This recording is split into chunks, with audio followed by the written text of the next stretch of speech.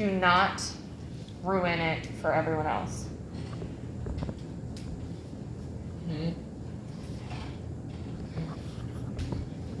Said if you do know the answer, don't ruin it for everyone else.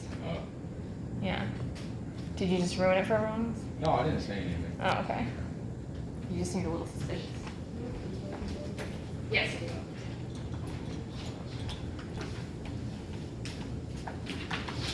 All right, so go ahead and work on answering that Bellwether question. Based on the events and the revelations, what do you think is going to happen? How's the story going to end? Also, tell me why you think that. Like, if you think something's going to happen, why? What has happened so far in the story that makes you think that's going to occur? Do you need a pencil that I said? Oh, no.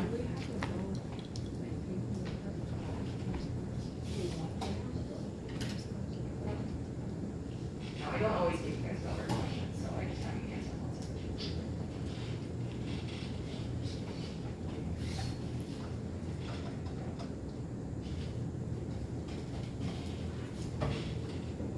Why do you think that?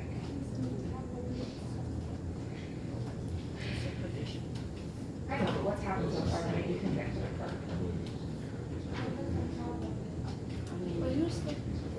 He's a sailor guy. General Zarok is the guy that says he's hunting humans. How do you spell this? Wait.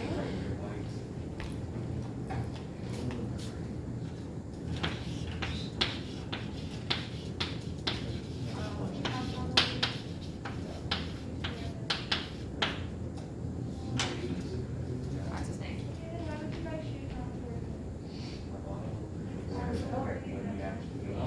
Oh, it's in here. Yeah, that's what I was gonna talk about. Oh, really? Yeah, I'm not gonna have you necessarily share because you know the answer.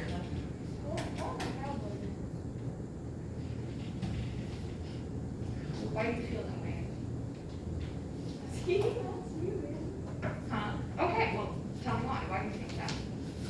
Why do you make that assumption?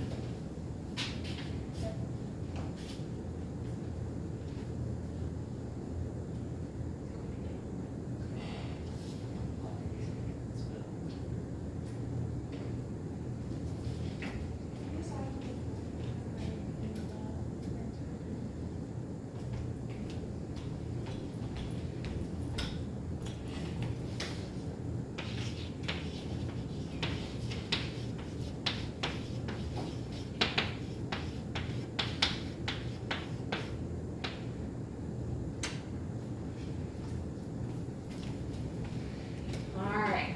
One second here, I'm gonna take pens. EJ's not here, but everyone else is.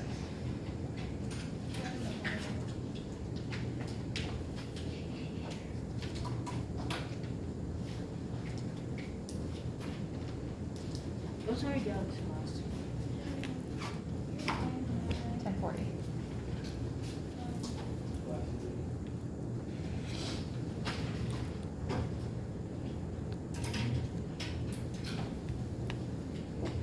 All right, once you finish your Bellwether question, I want you to go ahead and get out your copy of the Most Dangerous Game and your reading questions, because we are gonna work on finishing that up today. You what? That's not bad. What are the reading questions due? Because Tomorrow. I do them at home. Tomorrow. Yeah, Julian. When did you get that speaker? I got it about a week ago, but I just set it up yesterday. How much did it cost? Huh? How much did it cost? Not cheap. It was like $100. I was just gonna get one that you can like hang around your neck that has a little speaker on it, like a little amplifier thing. But apparently all the other teachers have done that, so they're all sold out on Amazon, and that was gonna be until October before I could get one. So You should ask using this mold. She has a good speaker this big. an amp. It's Yeah. a speaker and amp. Speaker. Speaker. Yeah, it's alright. I'll just use that one. I mean, it works pretty well. You guys can hear me really well, right? Julian, you can't hear me? Maybe I'll have to scream into the microphone so Julian can hear me. Yeah, it just makes it louder so that I don't have to talk so loudly. All right, let's go ahead and talk about our predictions here. What are we thinking? What's going to end up happening in this story based on what we know? Ava, what do you think? I think the man's gonna kill Rainsford Okay, so you think General Zarok's going to kill Rainsford. Why? because he hurts humans and he kind of invited him into his home, kind of suspicious. Yeah, it seems a little creepy, right? Why why would you invite him in and feed him up and get him all healthy and stuff? Maybe you're gonna try to hunt him and kill him? What do you think, Sarah? I think it's gonna end with them like going hunting together because it sounds like the general is trying to talk him into like going hunting with him just so he can see what it's like. Okay. Yeah, he sounds like he's trying to get him interested in the hunt. Do you guys think Rainsford would totally be okay with hunting humans? No, No. Why not? he literally said to him, that's not hunting, that's murder. Yeah, so he seems a little bit repulsed by this idea. It almost makes him violently ill to think about shooting and killing other people. So I don't know if he's gonna be like hyped about that idea. We'll see. Yeah, Vanessa. I think that Rainsford is gonna kill General because of how I'm just gonna get karma. It's gonna be karma. Is that what you said? Okay, so Vanessa thinks maybe Rainsford's gonna try to kill General Zerov. He doesn't seem very excited about the idea of murder though, so I don't. Maybe something more serious would have to happen before he decides to kill him. Because killing another person seems really abhorrent to him. He doesn't really like that idea. All right. Any other predictions? Just general predictions. What do you think is gonna happen to Ivan, the big guy that doesn't talk and is deaf? What do you think, Sarah? I feel like he's finally gonna talk. Maybe he'll say something. Okay. Because it's already been said that he doesn't talk. Maybe that'll happen. Anything else? We haven't really met any other people in the story. What do you think is going to happen with Whitney? Do you think he's ever going to realize Rainsford's gone? No. Maybe. I don't know. It was nighttime when he fell off the boat, though. So they probably got pretty far away from that island. They're probably going to assume that he fell off and died. I don't know that they'd go looking for him. That'd be kind of hard thing to do, especially when you're the only ship and it's, what, I think like the 1920s or 30s at this point? I don't think it's I hope she's not gonna bring it up. quite a long time ago. All right, so we're gonna go ahead and keep reading here today. Our goal essentially is to get as absolutely far as we can in our reading. Whatever we do not finish today, if our reading and questions is going to be for homework tonight. So our goal here is to really, really get as far as possible so that you guys don't really have any homework if we can get that far. We got about 36 minutes, so it's a pretty good amount of time here to keep reading. All right, so we stopped yesterday on page, what page is this? 36, page 36. Go ahead and open up your copies to page 36. We're gonna keep annotating as we're reading here. If you wanna keep working on reading questions while we're reading, that's probably a good idea too, to knock some of those out so you're not doing them all night. Come on. Let's see. Ava, pick your color. You were green yesterday, pink. All right. Here we go. Let's keep going here. We stopped yesterday right after civilized and you shoot down men. A trace of anger was in the general's black eyes, but it was there for but a second, and he said in his most pleasant manner, "Dear me, what a righteous young man you are. I assure you I do not do the thing that you suggest. That would be barbarous. I treat these visitors with every consideration. They get plenty of good food and exercise. They get the splendid physical condition you shall see for yourself tomorrow." "What do you mean?" "We'll visit my training school," smiled the general. "It's in the cellar. I have about a dozen pupils down there now.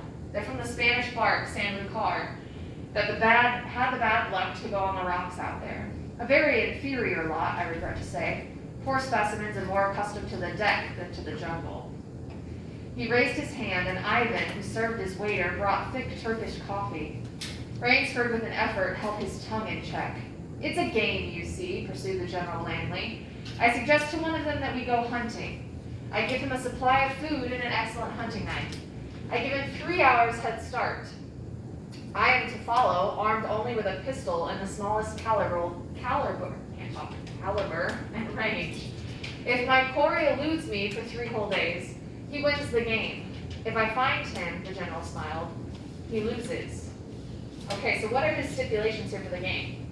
What kinds of things does he give to this person that he's hunting, and what does he have?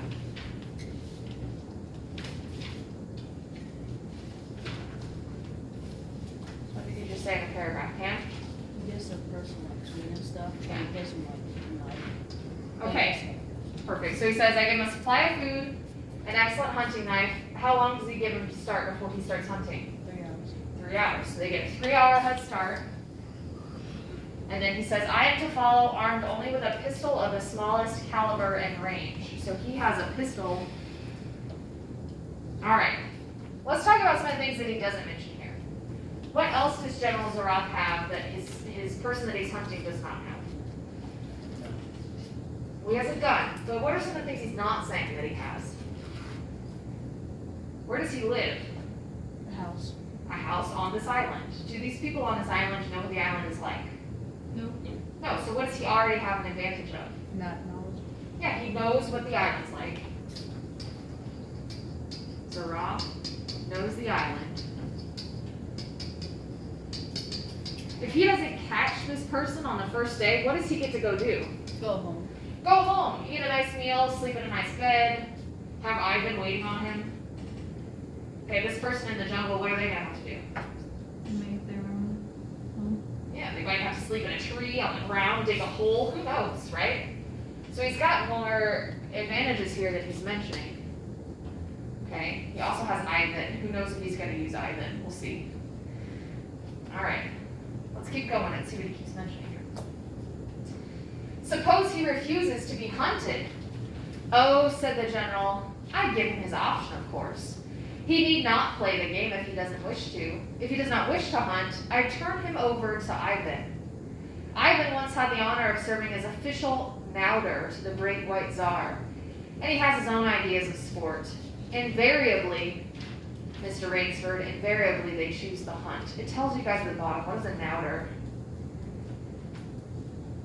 Someone who beats criminals with a leather whip now. Oh, there you go. Okay. Ivan will essentially beat them to death with a leather whip if they don't decide to hunt. So is this a choice? No.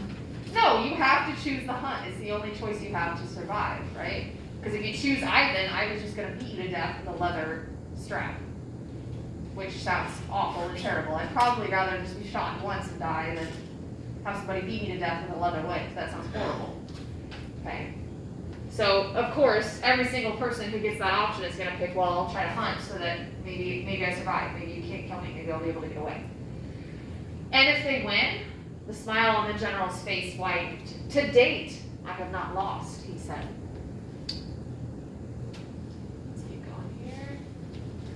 Then he added hastily, I don't wish you to think me a braggart, Mr. Rainsford. Many of them afford only the most elementary sort of problem. Occasionally I strike a Tartar. One almost did win. I eventually had to use the dogs. The dogs? This way, please, I'll show you. The general steered Rainsford to a window.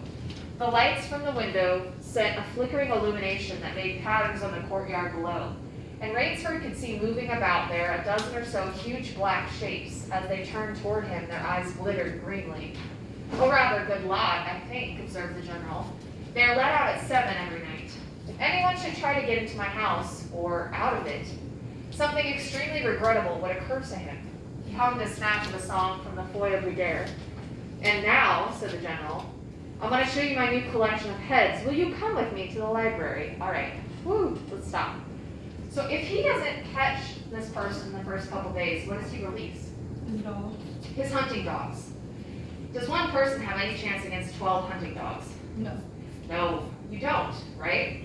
So not only does he now have a pistol and all of the other things at his disposal, but he also has hunting dogs that he uses if he doesn't think he's going to win.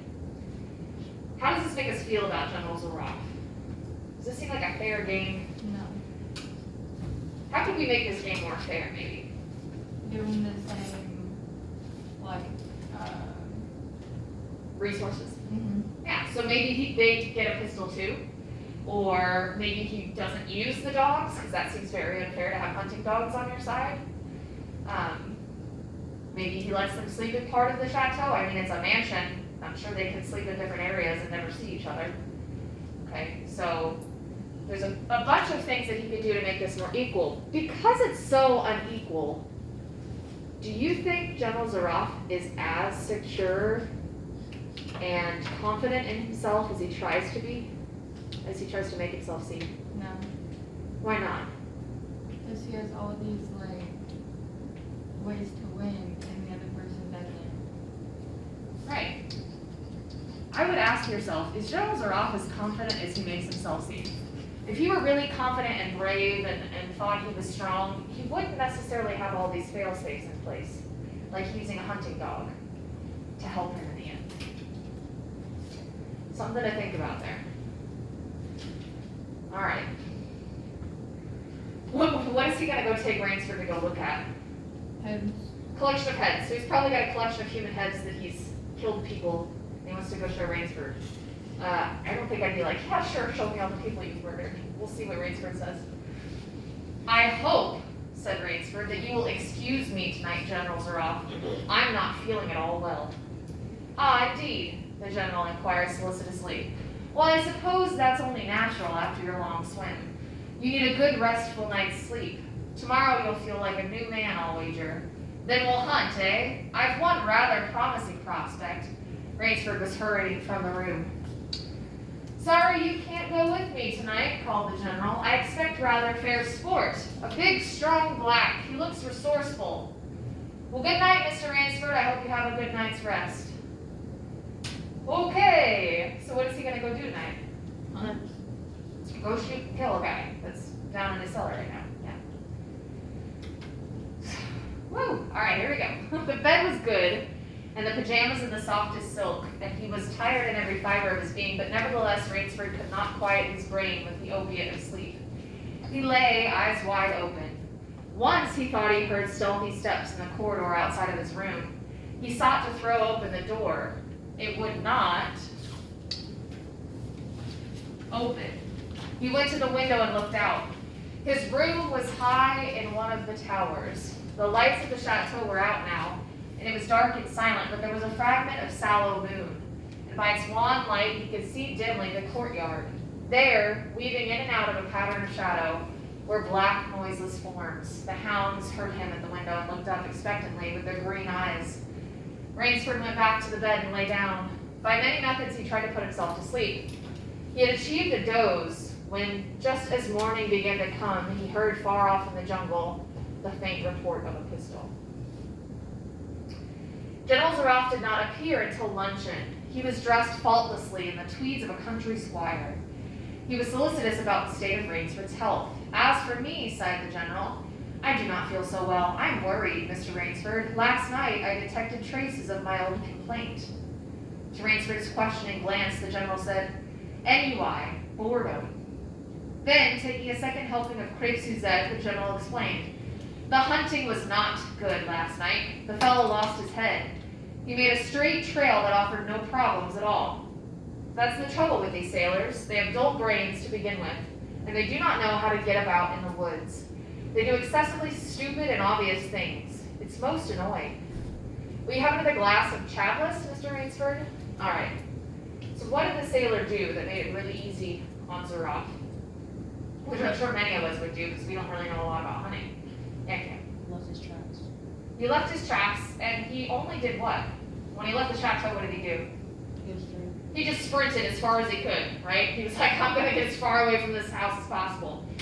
If you know anything about hunting, what should he have done instead? What should he have done, Gage? Taking the water. Go to the water to remove his tracks? What else could he do to make it more difficult? Walk slower, he will have his way. Okay, so try not to leave tracks at all. If If he knows he's going to leave tracks, what could he do to make it harder for Zaroff to find him quickly? Make more tracks. Run in circles, right? Go in crazy shapes so that Zaroff has to go along your whole trail before he can find where you end up. But all he did was run straight, which means Zaroff walked out of his chateau and he goes, oh look, there's his footprints. Literally walked straight, followed the guy, and then shot him. Okay, so it made it really easy. But these sailors don't know anything about hunting, so they didn't think about the fact that he was going to be able to follow them straight down this line. So Zaroff's saying, I'm getting bored with these guys. They're just too easy. They don't know what they're doing. Okay, where was I at? General, said Rainsford firmly, I wish to leave this island at once. The general raised his thickets of eyebrows. He seemed hurt. But, my dear fellow, the general protested, you've only just come. You've had no hunting. I wish to go today, said Rainsford. He saw the dead black eyes of the general on him, studying him. General Zaroff's face suddenly brightened. He filled Rainsford's glass with venerable Chablis from a dusty bottle. Tonight, said the general. We will hunt, he went on. Rainsford shook his head. No, general, he said, I will not hunt. The general shrugged his shoulders and delicately ate a hothouse grape. As you wish, my friend, he said. The choice rests entirely with you. But may I not venture to suggest that you will find my idea of sport more diverting than Ivan's? So what is he suggesting now? But I'm beating. We'll beat him if he doesn't what? He's giving him a different option now. He's not saying you will hunt with me. He's saying, I will hunt you. Yeah. Either you let me hunt you or I'm going to have Ivan kill you. So the tables have shifted here. He nodded toward the corner where the giant stood, scowling, his thick arms crossed on his hogshead of a chest. You don't mean, cried Rainsford. My dear fellow, said the general, have I not told you I always mean what I say about hunting? This is really an inspiration. I drink to a foeman worthy of my steel at last. The general raised his glass, but Rainsford sat staring at him. You'll find this game worth playing, the general said enthusiastically. Your brain against mine, your woodcraft against mine, your strength and stamina against mine. Outdoor chess. And the stick is not without value, eh? And if I win, began Rainsford huskily, I'll cheerfully acknowledge myself defeated if I do not find you by midnight of the third day. Okay, so he's giving him 3 days. My stoop will place you on the mainland near a town. Okay, guys, let's think about this. If Zaraf does not win, and Rainsford wins, and General Zaraf does what he says and lets him leave this island, what is Rainsford gonna go do? Tell the police. He's gonna tell someone, right? There's a crazy man on an island hunting and shooting and killing people. Right? As I'm sure all of us would probably do. Do you think General Zaraf is being honest here when he says he's gonna let him leave this island? No, he can't. He knows he can't, because if he does, Rainsford's gonna tell someone and then he's gonna get caught.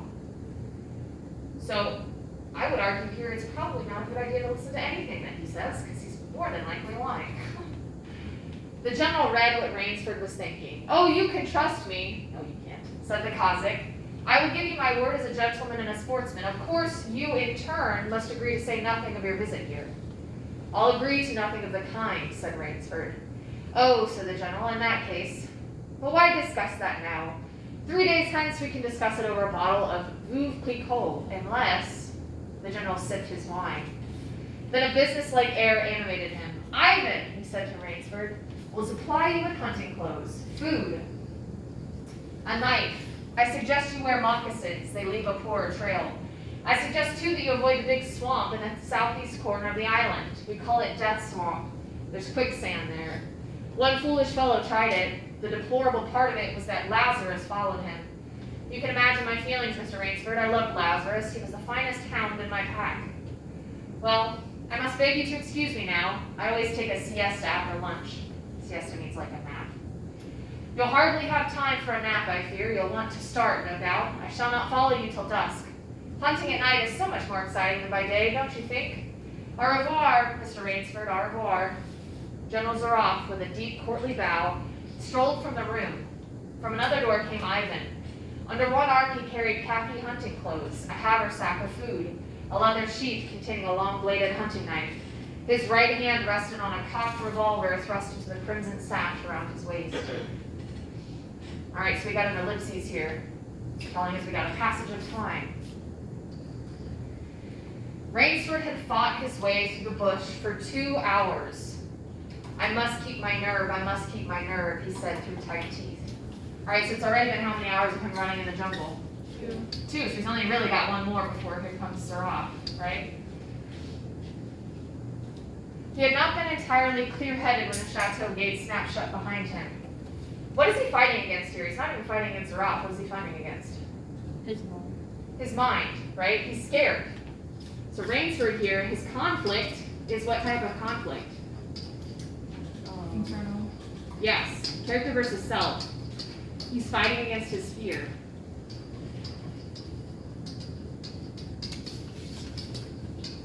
If you guys are trying to accomplish something, what does fear do to you? What? It breaks you down, okay? It prevents you from thinking and being clear-headed. He needs to be able to strategize here and figure out what he's going to do. He's so scared, he's having trouble thinking.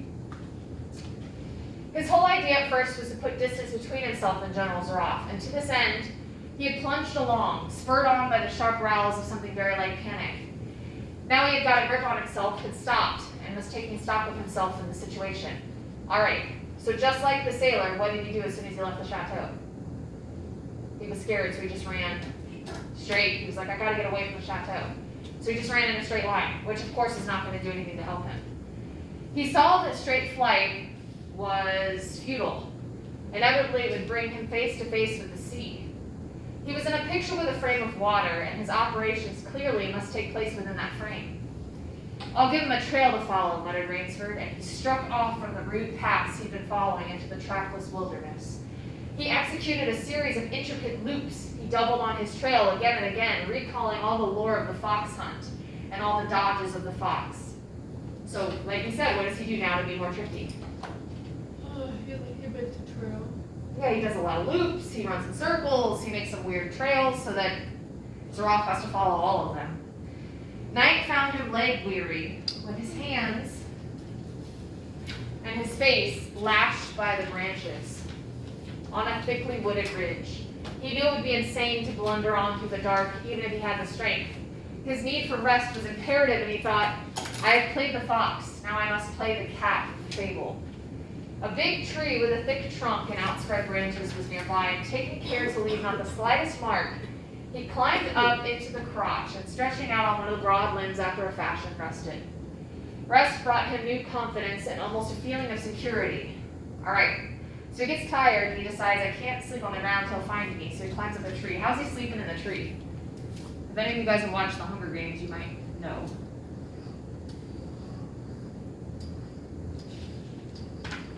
And there's my horribly drawn tree. Where's he sleeping? Branch. Yeah, so he's like kind of propped up here, laying down on the branch, trying to sleep. Okay? Hoping that Zaroff won't be able to find him up the tree.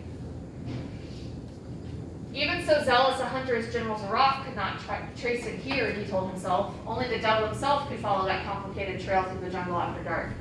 But perhaps the general was a devil. An apprehensive night crawled slowly by like a wounded snake, and sleep did not visit Rainsford, although the silence of the dead world was on the jungle. Toward morning, when a dingy gray was varnishing the sky, the cry of some startled bird focused Rainsford's attention in that direction. Something was coming through the bush, coming slowly, carefully, coming by the same winding way Rainsford had come. He flattened himself down on the limb, and through a screen of leaves almost as thick as tapestry, he watched. The thing that was approaching was a man. It was General Zaroff. He made his way along with his eyes fixed in utmost concentration on the ground before him. He paused almost beneath the tree, dropped to his knees, and studied the ground. Rainsford's impulse was to hurl himself down like a panther, but he saw the general's right hand held something metallic, a small automatic pistol. The hunter shook his head several times, as if he were puzzled. Then he straightened up and took from his case one of his black cigarettes. Its pungent, incense-like smoke floated up to Rainsford's nostrils. Rainsford held his breath. The general's eyes had left the ground and were traveling inch by inch up the tree. Rainsford froze there, every muscle tensed for a spring. But the sharp eyes of the hunter stopped before they reached the limb where Rainsford lay. A smile spread over his brown face. Very deliberately, he blew a smoke ring into the air. Then he turned on his back on the tree and walked carelessly away, back along the trail he had come. The swish of the underbrush against the hunting boots, or his hunting boots, grew fainter and fainter. So what did he do? Found the tree, looked up it, stopped before he got to Rainsford, pulled out a cigarette. What is he saying to Rainsford? I figured you out. Yeah, I found you. Do better next time. He could have just shot Rainsford and said, okay, we're done. Why do you think he didn't do that? We thought it was too This easy. one's more challenging. Yeah, it's too easy. So he takes out a cigarette, he blows a little cigarette ring at him, and he's like, okay, we'll try again today. See if we can do better. Okay, so now he's just kind of playing with him at this point. He's basically saying, try harder. I found you, it was too easy. The pent-up air burst hotly from Rainsford's lungs. His first thought made him feel sick and numb. The general could follow a trail through the woods at night. He could follow an extremely difficult trail. He must have uncanny powers. Only by the merest chance had the Cossack failed to see his quarry. He didn't fail to see you at all, Rainsford had found you. Rainsford's second thought was even more terrible. It sent a shudder of cold horror through his whole being. Why had the general smiled? Why had he turned back? Rainsford did not want to believe what his reason told him was true, but the truth was as evident as the sun that had by now pushed through the morning mists. The general was playing with him. The general was saving him for another day's sport. The Cossack was the cat, he was the mouse. Then it was that Rainsford knew the full meaning of terror. I will not lose my nerve, I will not. He slid down from the tree and struck off again into the woods. His face was set, and he forced the machinery of his mind to function. 300 yards from his hiding place, he stopped, where a huge dead tree leaned precariously on a smaller living one. Throwing off his sack of food, Rainsford took his knife from its sheath and began to work with all of his energy. The job was finished at last, and he threw himself down behind a fallen log 100 feet away. He did not have to wait long. The Cossack was coming again to play, or the cat was coming again to play with the mouse. Following the trail with the sternness of a bloodhound came General Zaroff. Nothing escaped those searching black eyes, no crushed blade of grass, no bent twig, no mark, no matter how faint, in the moss. So intent was the Cossack on his stalking that he was upon the thing Rainsford had made before he saw it. His foot touched the protruding bough that was the trigger. Even as he touched it, the general sensed his danger and leaped back with the agility of an ape. But he was not quite quick enough. The dead tree, delicately adjusted to rest on the cut living one, crashed down and struck the general a glancing blow on the shoulder as it fell. But for his alertness, he must have been smashed beneath it. He staggered, but he did not fall, nor did he drop his revolver. He stopped there, rubbing his injured shoulder, and Rainsford, with fear again gripping his heart, heard the general's mocking laugh ring through the jungle. All right, so what was this trap that Rainsford just set for him? Somebody explain to me how it worked. Had a little foot trigger on it. Say it goes like this. There's a little trigger here. All right. So here's a dead tree. Here's one that is alive. But this is precariously sitting on it. And as soon as Zaroff's foot hits this, it moves this live tree, and what does the dead branch do? Falls on him, right? It's really heavy, okay? So Rainsford was thinking, okay, maybe if I can like hit him hard enough, it will incapacitate him and he can't hunt me anymore. Which it did hit him, but he's okay. He's just got an injured shoulder. Rainsford